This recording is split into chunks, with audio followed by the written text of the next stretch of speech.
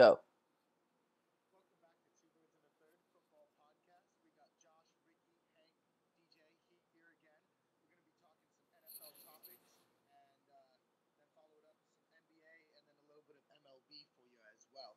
So, Ricky, why don't you tell us who our sponsor is today? So you're never gonna guess who I got to sponsor us. It took me a lot of work to get this sponsorship. We're sponsored by Dr. Evil's Consultations. He is giving us a donation of 1 billion, and his motto being "Show me the money." Things people say.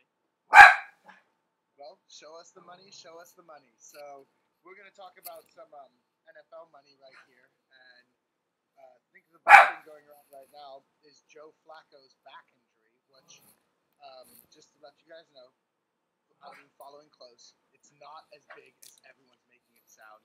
I know everyone's thinking 4 to 6 weeks. Even 4 to 6 weeks, they said that was from this point. Not 4 to 6 weeks in the season. All these people are saying, what are they going to do? They're going to lose this year. They're going to go 5-11 because of this. He's going to miss a week or two of training camp. You gonna die. You gonna die. It's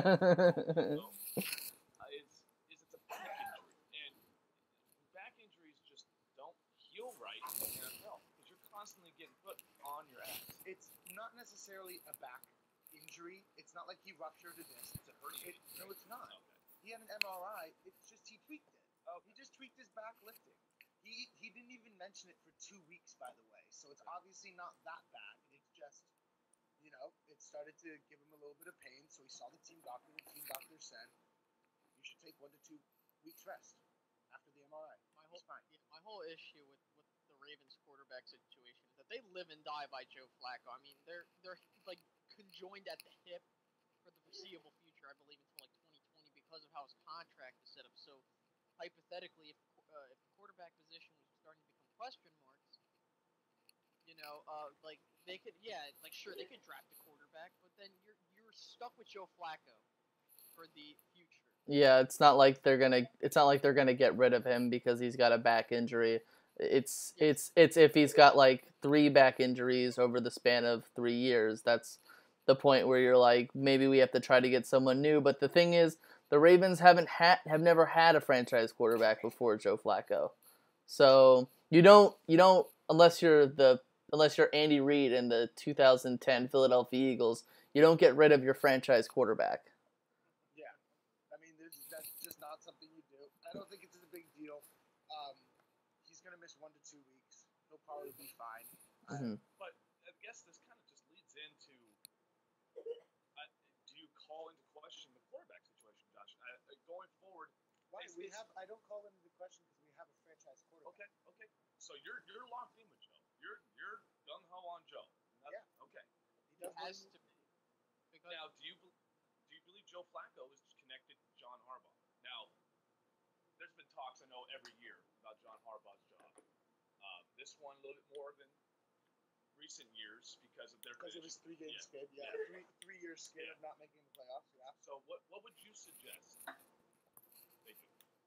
I mean, I think they're doing it. They have Ozzie Newsome, who's one of the best general managers in the sport right now.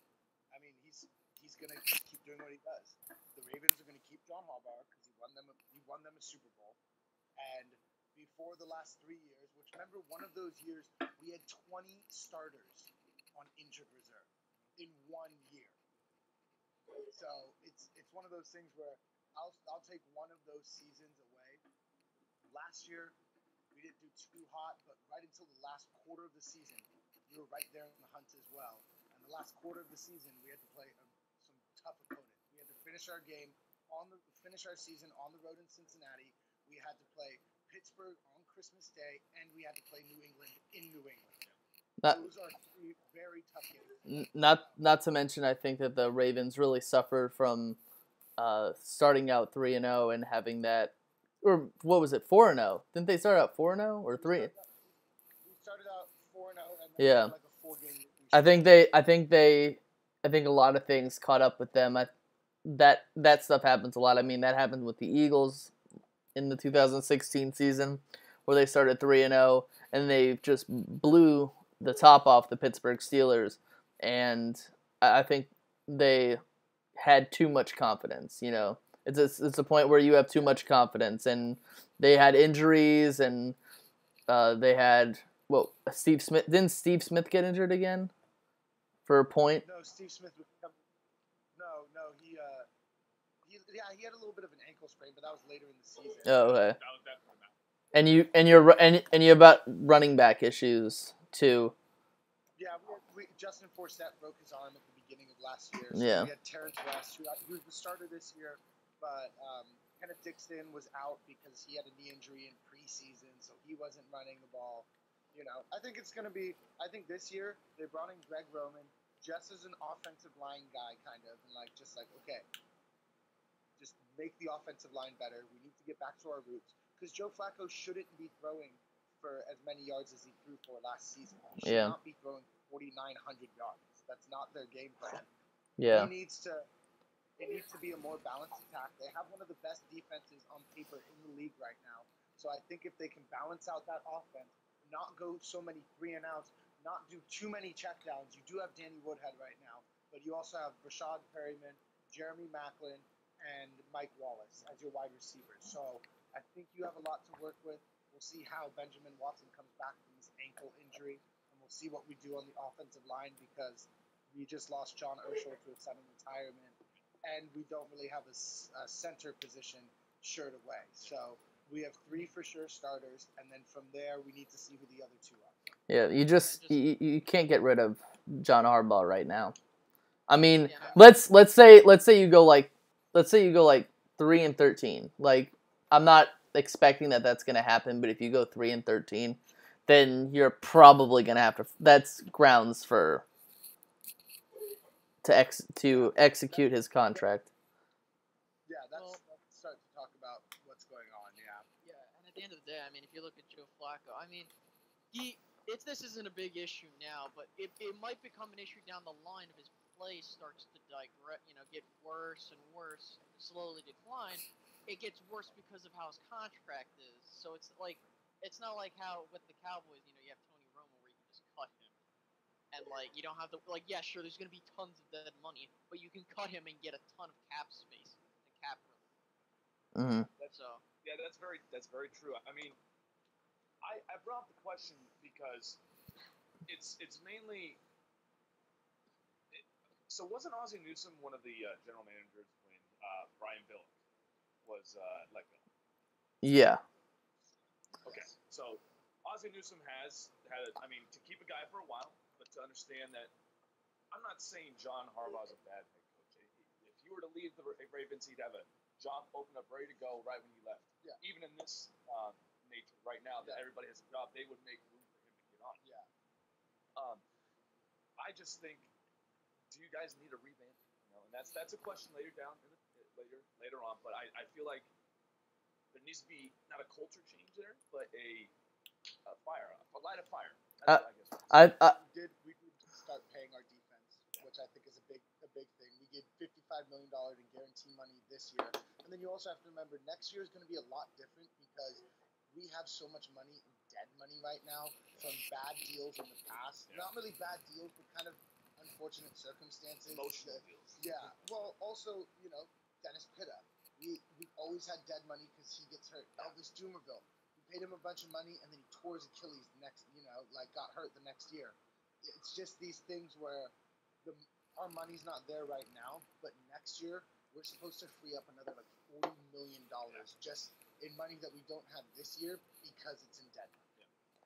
Yeah, I also think I don't trust your coordinators. Like, you already know my opinion on Marty Mornhinweg.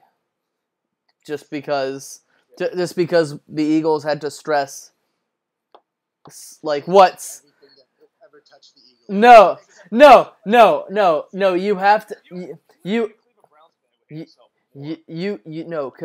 because no, it's not that. It's the fact that before I hated Chimp Kelly, I hated Marty Mornhinweg because this guy doesn't know how to run the football at all, and especially on the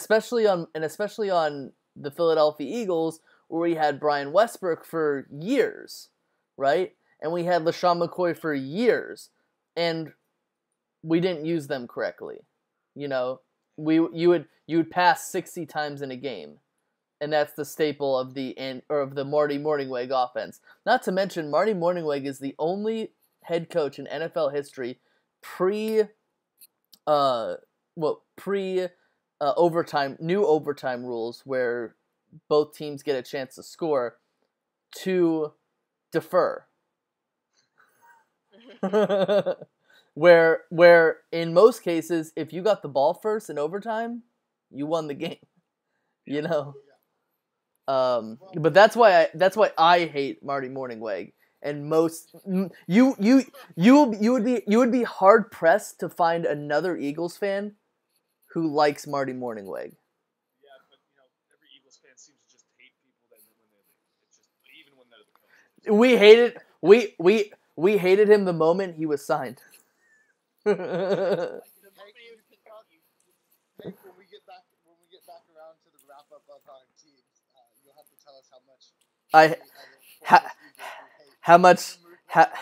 hate my team.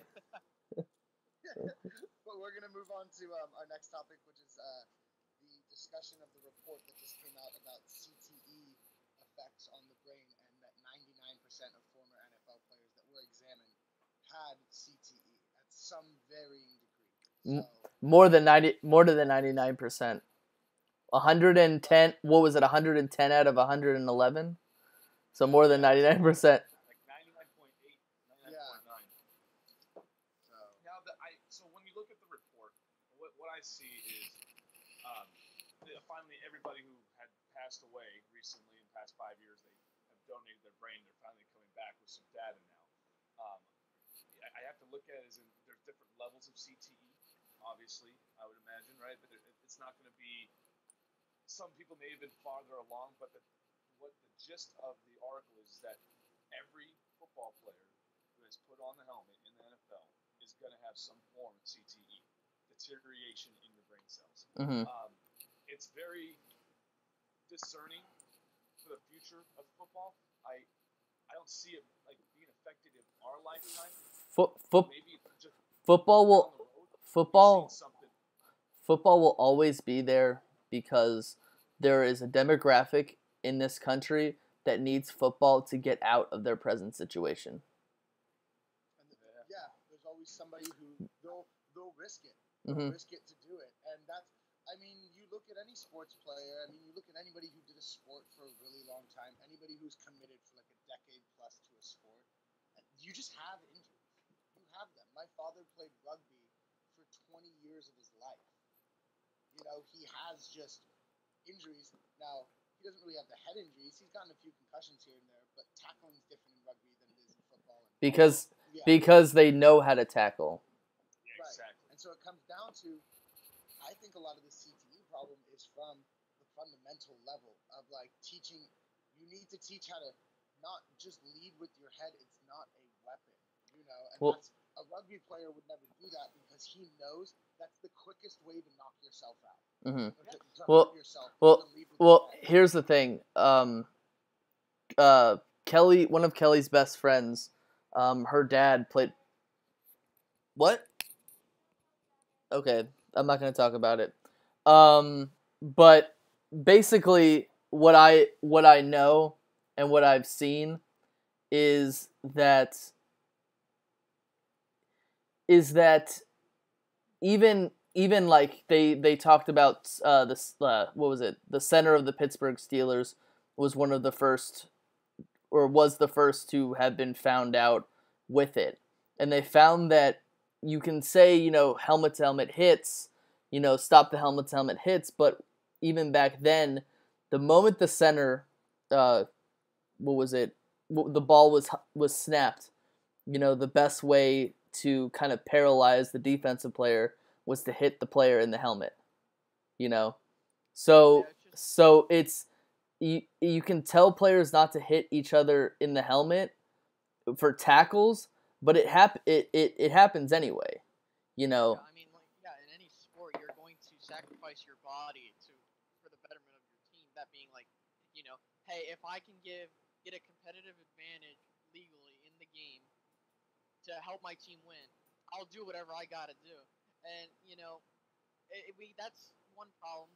We're teaching sometimes players aren't being taught effectively, and that's what happens when you sign up to play a sport. You're open to any injuries that happen on the field and in the game. But what I hate the most, what the NFL has done, and correct me if I'm wrong, but the NFL has not done a great job. Well, we've researched these former players to get the data, but we're not helping these players like recover from any injury. Through they have team staff and stuff, but the NFL, I understand they have certain precautions and whatnot, but they don't have like an effective like system to where like even former players are getting the treatment they need. Like I don't want to like compare these two, but like veterans normally like get special health care because of things they've been through. Mm-hmm.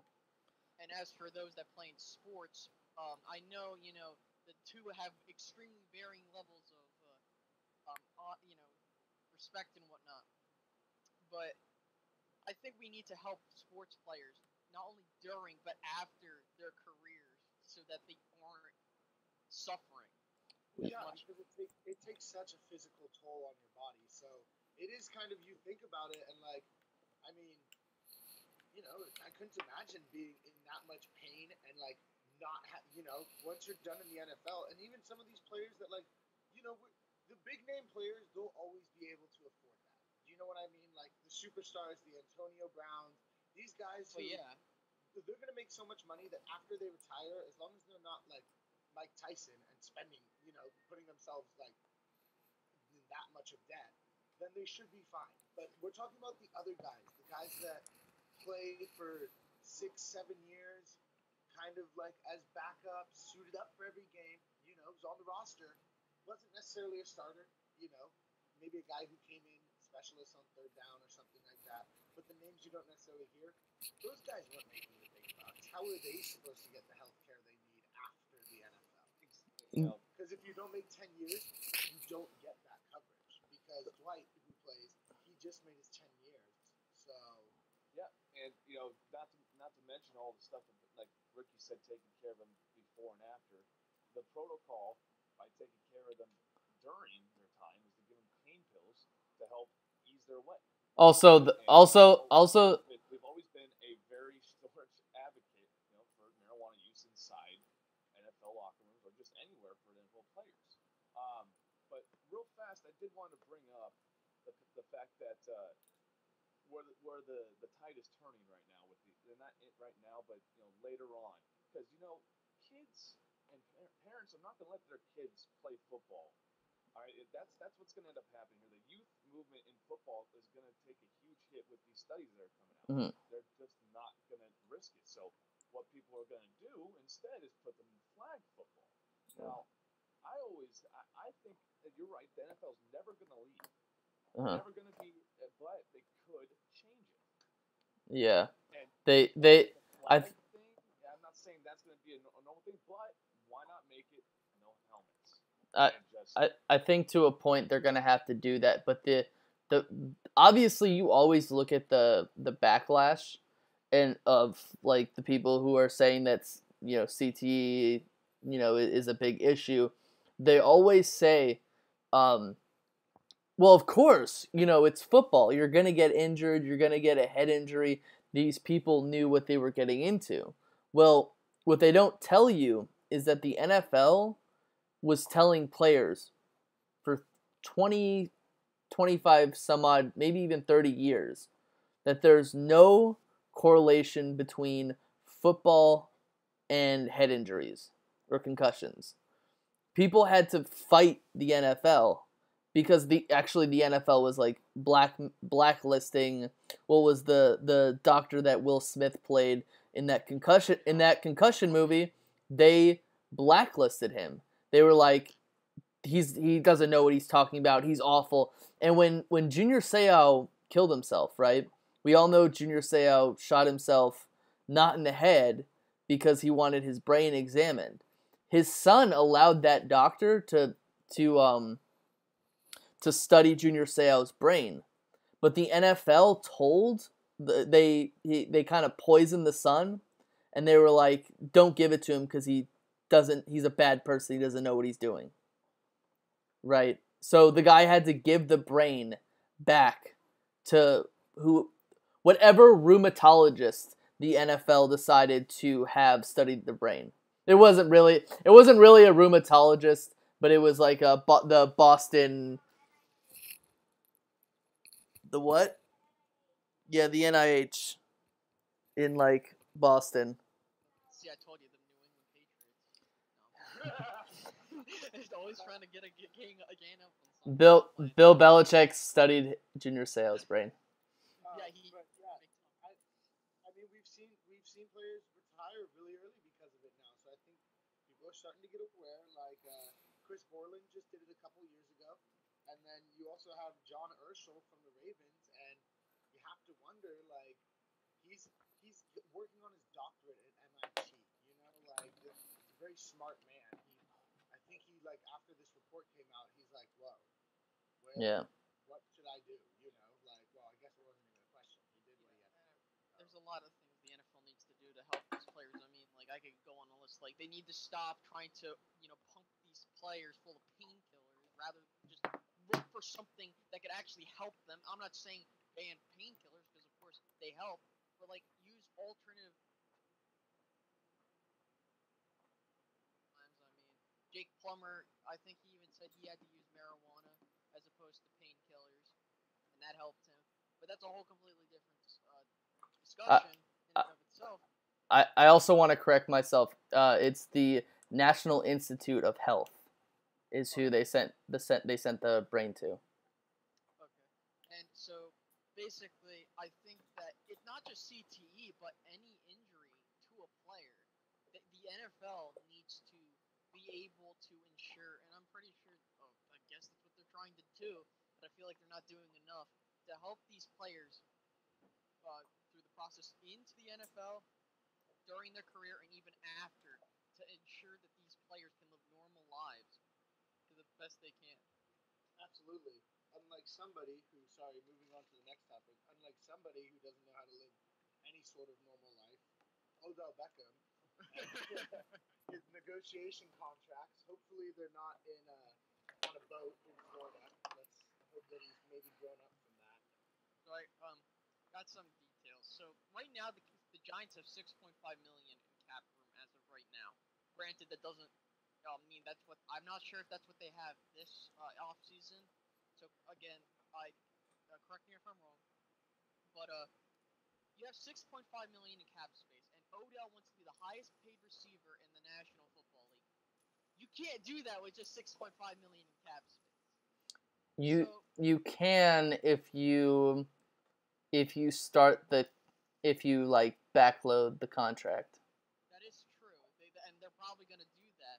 But I think at this point, I think it was a bad move by the Giants. Sure, yes, their defense is elite, but at that cost, you're going to have to work around certain contracts to sign him, and it's like, I don't know what Odell's thinking right now. I'm not sure if he's like, I want to be paid like $13 million a year or something like that, or some ridiculous number.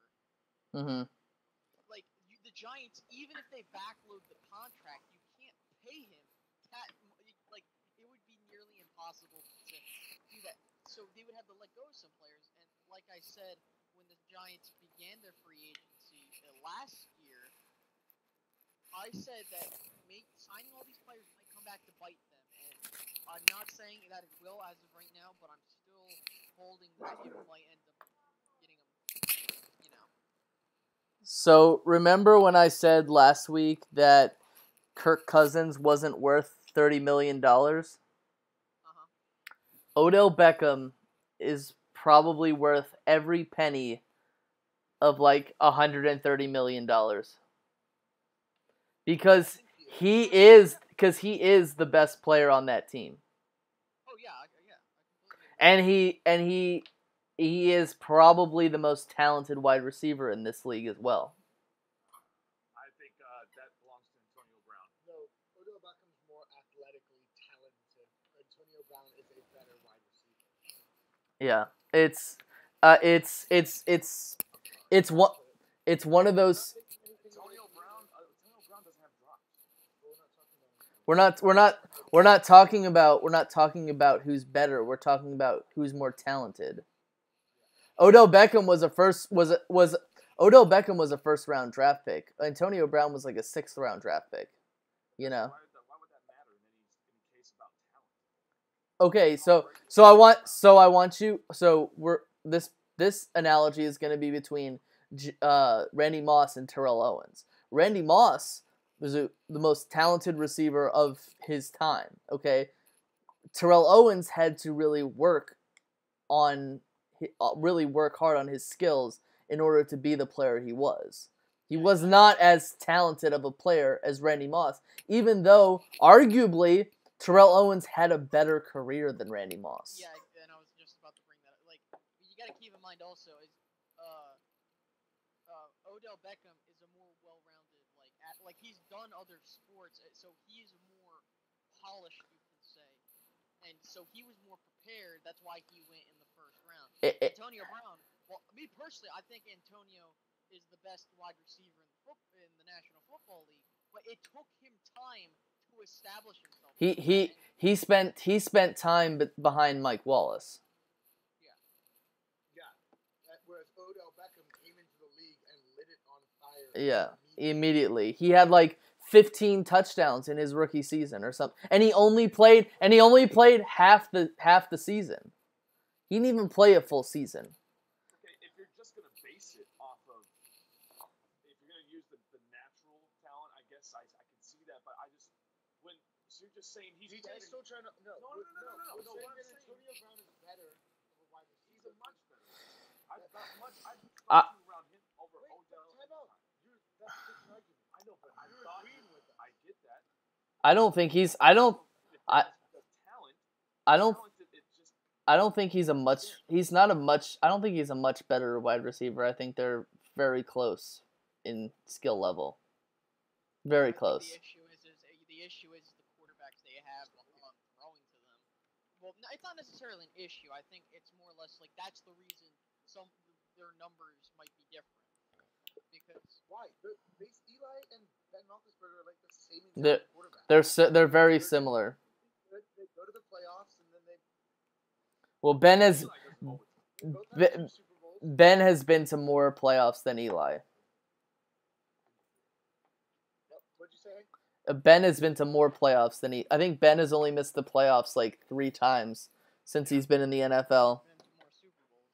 Well, yeah, but he doesn't have more Super Bowl MVPs, Ricky, you hater. Let me ask you this question. If you had the choice to start a team around Odell Beckham or Antonio Brown, I'm just saying. I'm just bringing it up now. If you had a choice between those, Hank, which one would you choose? Wait, in their prime or at the beginning of their career? They're both in their prime right now. That's what we were saying is that. Well, no, this is my question to you guys. So right now, at this very point, at their exact skill levels, right I now, would pick Odell. I'll take Antonio Brown. Yeah, me too. I take Antonio. The reason why. But you want that headache? You want that headache? You know who I'd rather take than any of them? Julio Jones. Yeah. I would take Julio Jones. But the thing is, back to the whole Kirk Cousins thing.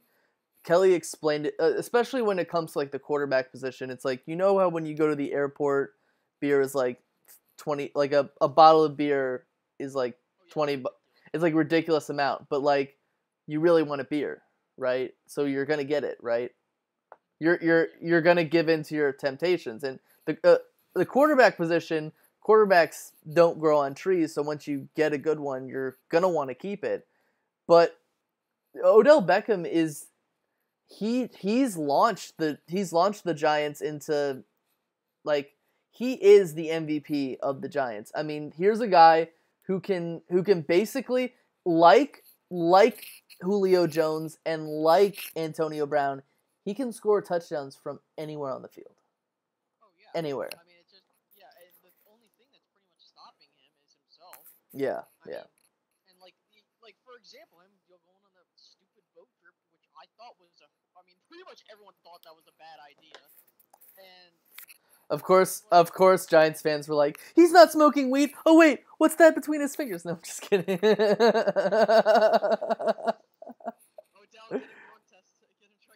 Right. No, but like, look, Odell is okay. Like if we're talking right now, Odell is more athletically gifted than Antonio, but Antonio is a better overall wide receiver. Yeah.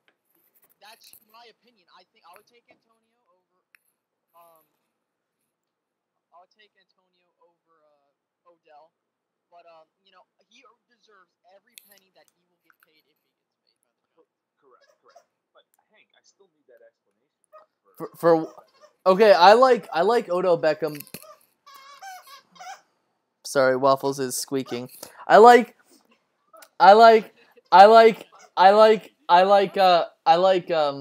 Odell over Antonio because I like the way he matches up against slot receivers. Like I like the way that, if one slant over the middle and he could be gone. You know what I'm saying? I know, but Odell can shift his, he has more agility. He has more agility than Antonio. He can change direction faster than Antonio can. But Antonio, what's so good about him is the fact that you can do the same for Odell, but he can go the distance, he can do slant, he can do pretty much anything, and he can return kicks. Both can return kicks. But so let's do the verdict. Is Lucky, and we're talking about somebody whose name is Lucky, but he should be called Unlucky Whitehead. Right?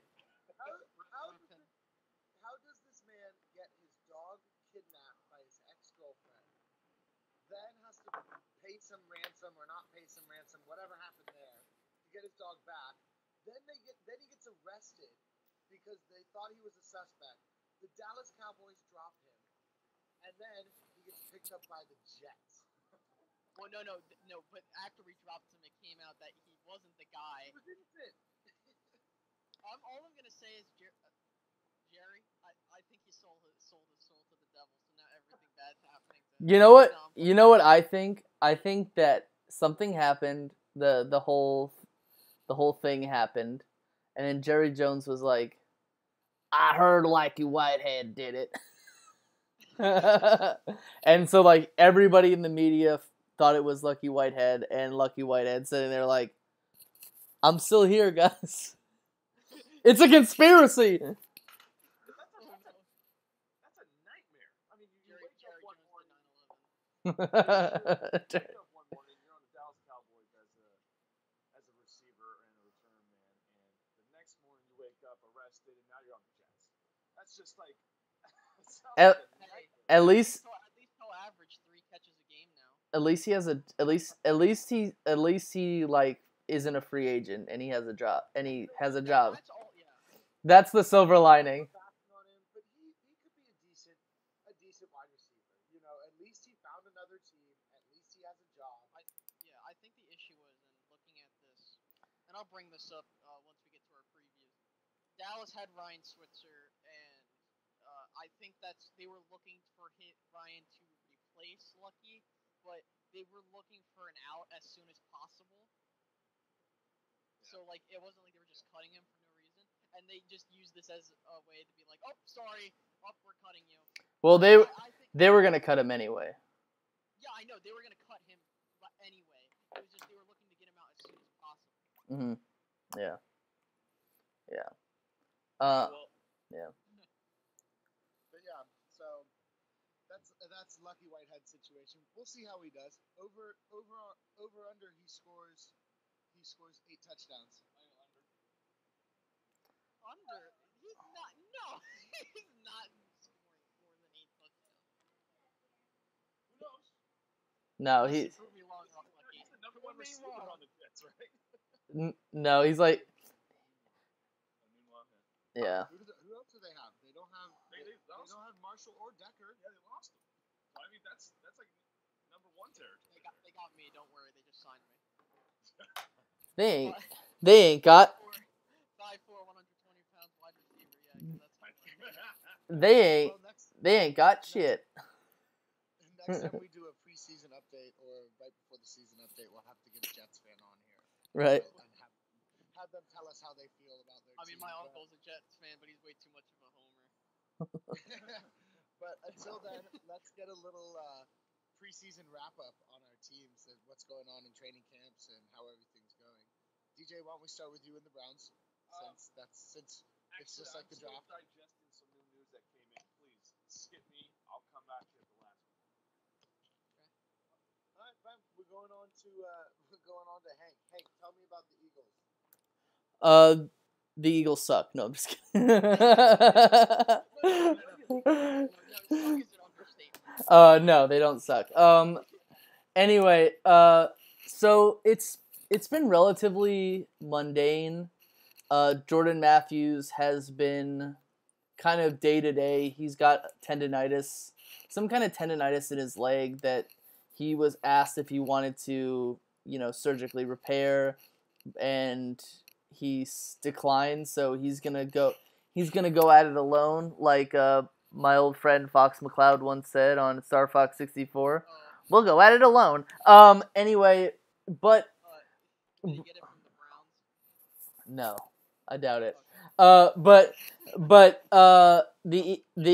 the Eagles, like I reported, the Eagles let go of Alan Barbary, say goodbye to our number one best offensive line in 2017, because according to Pro Football Focus, he was part of that offensive line that was oh so amazing and better than everyone else's offensive line that has ever existed. So we traded him to the Denver Broncos, and we cut Marcus Smith, like I said. Again, I will reiterate the fact that I feel bad for him because I feel like he was put in an awful situation. But at the same time, I'm glad he's gone because he wasn't good enough. Otherwise, not much to report, which is a good thing. It's no news is good news to me. No news is good news in the preseason. Because usually that means there's no injuries, Right. which is the best thing, unlike the Ravens have going on right now. I just got an update. Apparently, Carson Wentz is out for the season. No. Season over. Yep, we're going 0-16. Right. We're done. Nah. But I think All right, how about you, that's Ricky? it. What do you got for us, man? Okay, so I was told that there was a shootout at the Cowboys training camp. No, but in all seriousness though, from what I've been hearing, so far there's nothing crazy. I mean, yeah, there's been I think 3 small fights. It's like at the camp, but like not the fights you're thinking of. It's not like dog fights or anything. But I heard Taco Charlton got in a fight. No, yes, it was Taco Charlton and Dan Skipper. Then it was Zach Martin and Tyron Crawford. Whatever. Who cares about the fights? I mean, it's just getting back into the swing of things. And just Yeah. Normally that's what happens. But Ryan Switzer, apparently he suffered a hamstring injury. It didn't look bad. He was like walking. It wasn't like he was not able to move. He got up. I mean, it was on video. He got up and he walked back limping, but like not like he was like hopping on one leg. He was just like barely walking on the other. But it seems like he was saying like it's not that bad, so that's good. I also heard that Chidobe Awuzie has been doing really good. He's been performing. Like I said. He's been creating turnovers, stuff that the Cowboys have needed from a cornerback in a long time. Yeah, he's a beast.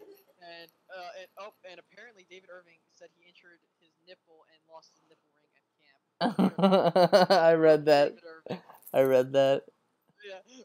No, but see, what's interesting about the Cowboys is that there is no news for the most part. That's Besides the arrest, the drug use, the nipple rings. That by Jerry Jones, I can't publicly say that. But no, but again, Control ball. no, but just to sum it up, everything's been fine for the most part, nothing crazy, and I cannot wait for the Hall of Fame game. Yeah, if it actually happens, but Nipple rings for everybody. Yep. all right. So Just mention. I finally got the update here, so I'm just digesting a little bit of interesting news here. So I don't know if you guys know, the Browns, they have a little bit of a quarterback situation.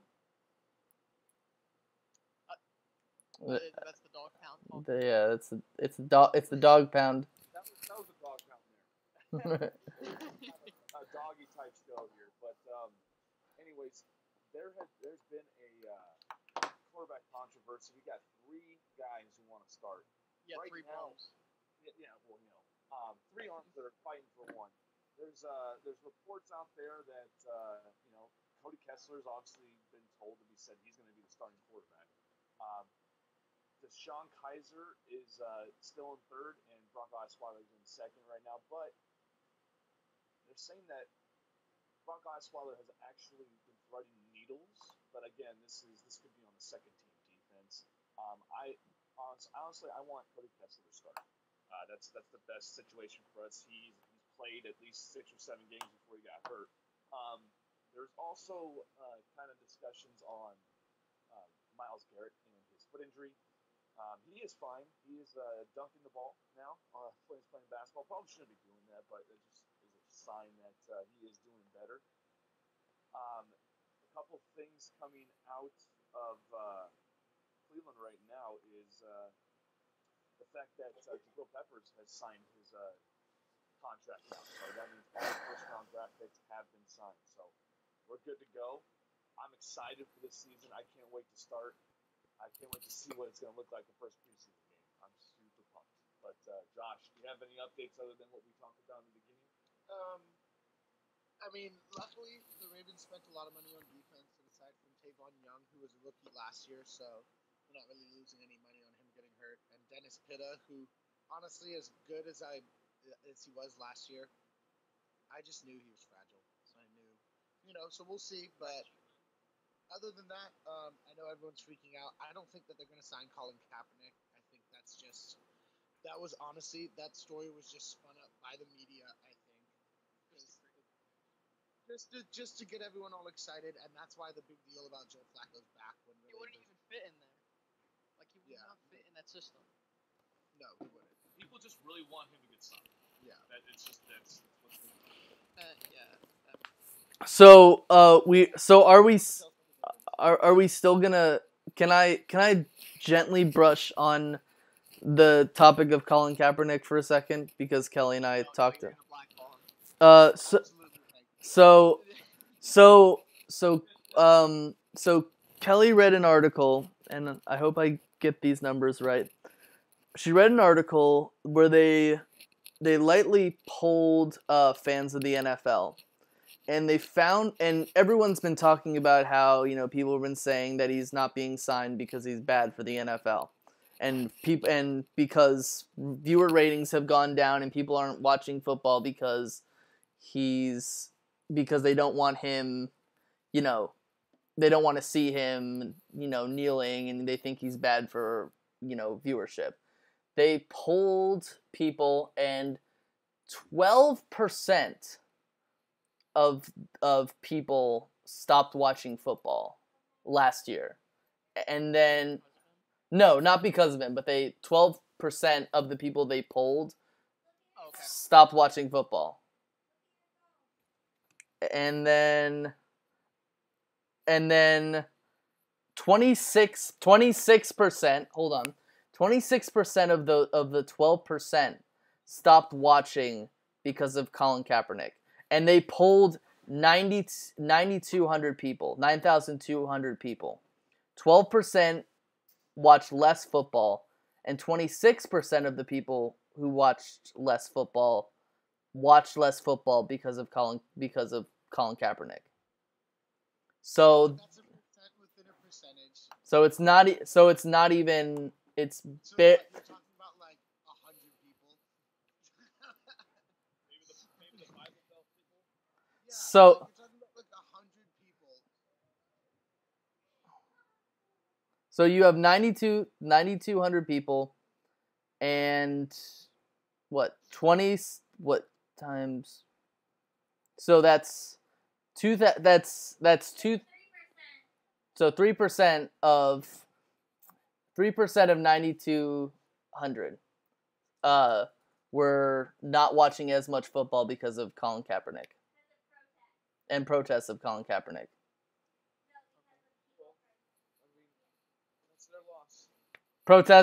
Protests because of Colin Kaepernick, not Colin Kaepernick protesting. No, but I can't believe he doesn't have a job. But I mean, that's how it is. Unfortunately, it's a sad thing. But So I think we're going to transition a little bit here to the NBA talk. If you guys don't mind. You guys, what a crazy offseason it's been. I mean, it's a new story every single day. It's I guess This is probably the best. As the general manager of the new general manager of the Cleveland Cavaliers would say, and what a mess he has to go through.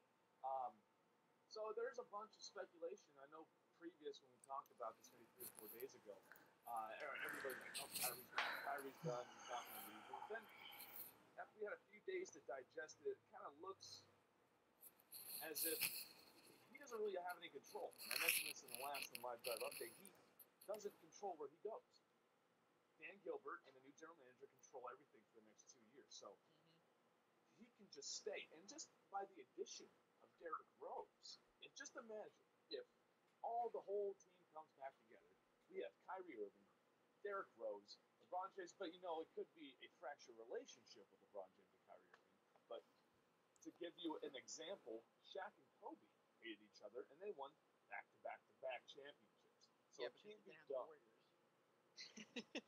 Yeah, No, but on a serious note, though, if I'm Kyrie, you do not want to tick off Dan Gilbert and the general management because if you want to get traded, okay, and what I'm predicting is if he's going to be a little smart aleck in this whole situation and doesn't want to play good so that they will trade him, they're probably going to just trade him to the West or to a team he doesn't want to be on, like Sacramento or the Nets. Well, I mean, Hank would like that, but but I mean, if I'm Kyrie Irving, like if I'm in the position to where I get a guaranteed finals berth every year because I'm playing with the best player in the world as of right now, and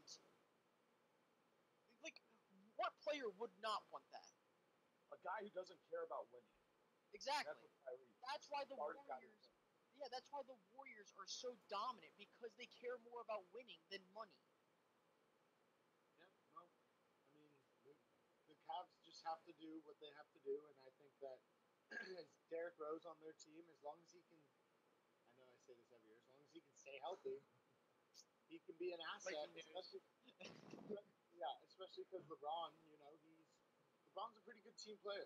He actually will spread the ball around and stuff like that. So, but when he needs to, he'll take over a game. So, I think with LeBron, you guys are always in contention. Oh, That's the thing.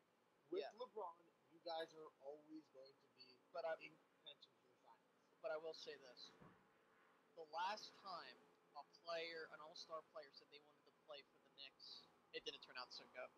I'm referring to Carmelo Anthony. Yeah, sure, he didn't have pieces around him, but yeah, if Kyrie was to go to New York hypothetically, I know this would never happen. Like, swap players, Carmelo for Kyrie. No. Oh. No, I wouldn't want that. But let's just say hypothetically that happens, and you have Kyrie, Kristaps, and a bunch of other people on the team. That's a pretty good squad. But the thing is that I don't know if that team can go for yeah, sure, you'll have two rising all stars, one 25, the other I think turning 21. So that would be awesome for the Knicks, but you can't go far with that roster unless LeBron leaves the East, and the East is just like even if LeBron leaves the East, the Knicks aren't going anywhere. No, it's a Knicks. It's the Knicks. Come on. And I I mean, think so. Basically, Kyrie is what I'm. Let's wait till he comes out and says something. 'Cause this is coming from sources saying that people have talked to Kyrie and he's basically saying this without really physically saying it right now. But if this is all coming to truth and he actually wants to trade, he's not going to get traded. That's just what it comes down to. He's Oh, not going to get traded. He's not going to get traded. Why would Dan Gilbert throw that away? Because then if I'm Dan it Gilbert, doesn't make sense. It doesn't make sense. But listen. Oh, sorry to cut you off. no, you're good. But I want to bring this up. Go and finish up, and then we're going to go ahead and move on. And After move that. on to the I want to bring this up because this is extremely important. If LeBron leaves, which I don't know if he will. Okay, by the time he leaves, hypothetically, if he leaves next year, Kyrie will be turning 26 years old. I'm not sure when his birthday is, but he'll be 26, 27. Okay, he's entering and is in the prime of his career. He would be the focal point of that Cavs team. Yeah, sure. If the Cavs team might suck because that's happened while Kyrie was there by himself. Granted because of the roster. You know what? You have a stud in Kyrie Irving, and hypothetically, you can get top draft picks to get more talent onto that roster. So it's young, and you don't have to make retarded contracts to keep old people there.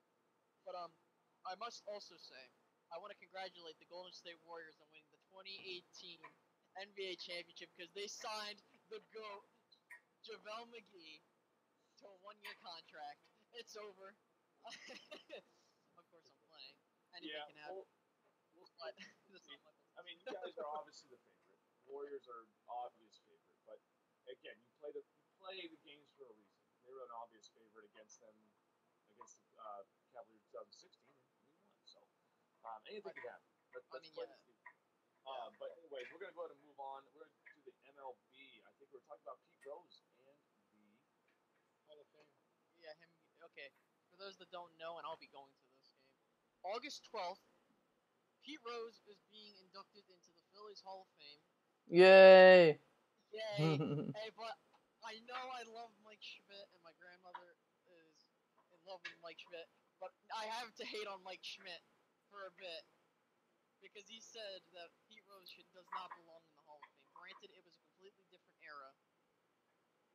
At the end of the day, Pete Rose, yes, he did things that were illegal at the time, being the gambling and whatnot.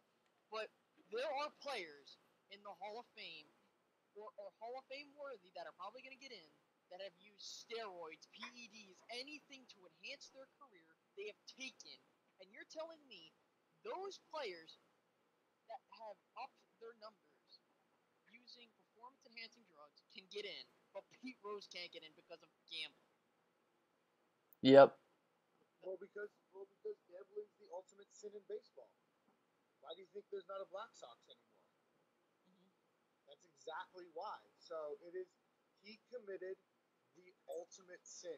And you know how the baseball gods are going to punish him, as sad as it is? He's not going to get in until after he dies. That's what they're going to do. Or they're going to put him in, or they're going to put him in when he's like 96. It's stupid because, look, I understand baseball, the sport has evolved over time. So, like, in his time, that was it kind of still is a cardinal sin to do that. It's absolutely. But betting on baseball is the worst thing you can do in baseball. Oh yeah. And so they will punish him because that's what the baseball gods do. The sad thing that'll happen will be that he will die and he'll be put in after he's dead. Yeah, I mean, but at the end of the day, I think that baseball has one of the worst Hall of Fame. Now, not the people in it, okay, but the organization of how that Hall of Fame is inducted and run, I think, is arguably one of the worst, aside from possibly the Basketball Hall of Fame. Because of, yes, and again, I understand that, what Pete Rose did was the cardinal sin of that sport. But at the end of the day, is it fair? Like, it wasn't like Pete Rose took PEDs to get that record. It wasn't like he did stuff like that. If he did stuff like that, I would not be on his side. But here's the thing: if okay, if players can get into the Hall of Fame that up their stats using drugs and whatnot and steroids, why can't Pete Rose get in? Because he gambled. Yes, and I understand certain aspects, are wrong and whatnot, but at the end of the day, he should get in. He should, and he will. He will, but not until he's dead. That's literally how it's going to be. That is, Yes. he will be in the Hall of Fame one day, but because then his lifetime ban will be lifted. His life will be over, so that time on the ban is lifted. He'll get in right away. A year after he passes, he will get into the Hall of Fame. I just still think it's kind of scummy to do such a thing. Like, It's scummy to bet on the game. That's how they look at it. You're a manager and you're betting on the game, and you can use the argument he bet for his team. What happens if he didn't? What if he didn't? No, I understand that. Yeah, I understand that argument completely. But I mean, if you what I just don't like is that you have people saying, "Oh, these players should be in the Hall of Fame," even though they got busted for PEDs and other things. Here's the thing: Pete Rose's records will always be there. That's the thing. Oh no, I understand. Hall of Fame or not, he will get into the Hall of Fame later. But the thing is that those numbers still aren't taken away from him. It's just that Hall of Fame badge that he doesn't have. He's still, all his career numbers are still there. All of that is still there. He's just not in the Hall of Fame. That's all it is. Oh well, he's gonna get into the Phillies Hall of Fame. Which is better. He's in one Hall of Fame, right? I mean, yeah, he's in the Boston Red Sox. He would get into the Philadelphia Hall of Fame. Well, obviously, but you don't understand. We need that. We just traded our only All-Star. We need something. Yeah. Hey, all right, guys. So this is a nice show. Thanks for hanging out with us for all that were on the YouTube stream. What about our skit? Well, a little skit? Oh, you mean I think a lot of something or nothing questions are already answered during the podcast that I had. I had set up. I have one more thing to say. Along with that I forgot to mention while addressing my team.